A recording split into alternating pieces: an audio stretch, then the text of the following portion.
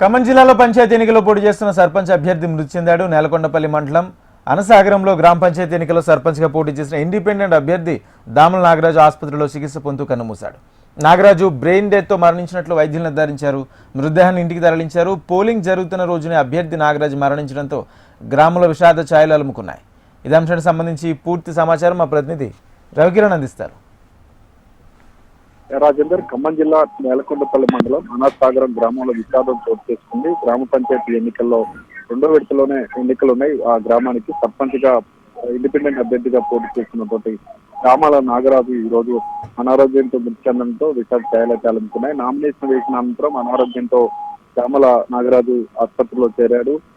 ఇప్పుడు ఈ రోజు ఉదయం డాక్టర్లు బ్రెయిన్ డెత్ తో ఆయన మృతి చెందినట్టుగా నిర్ధారించారు. దీంతో కుటుంబ సభ్యులు మృతదేహాన్ని ఇంటికి తరలించారు. ఎన్నికల రోజే పోలింగ్ ఉన్న రోజే ఆయన మృతి చెందడంతో గ్రామంలో విషాద ఛాయలు కలుగుతున్నాయని చెప్పచ్చు. ముఖ్యంగా నాగరాజు ఎన్నికల్లో ఇండిపెండెంట్ గా పోటీ చేసేందుకు నామినేషన్ ఇచ్చాడు. ఉంగరం గుర్తును కూడా అధికారులు కేటాయించారు. ఎన్నికల రోజే ఇండిపెండెంట్ అభ్యర్థి మృతి చెందడంతో ఆ గ్రామస్తులు కూడా కన్నీరు మున్నీరు అవుతున్నారు.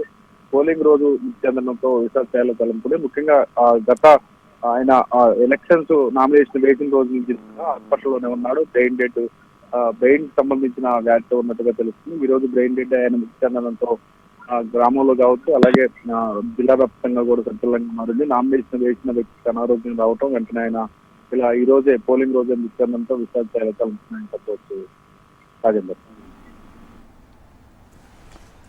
Right, thank you Ravikiran.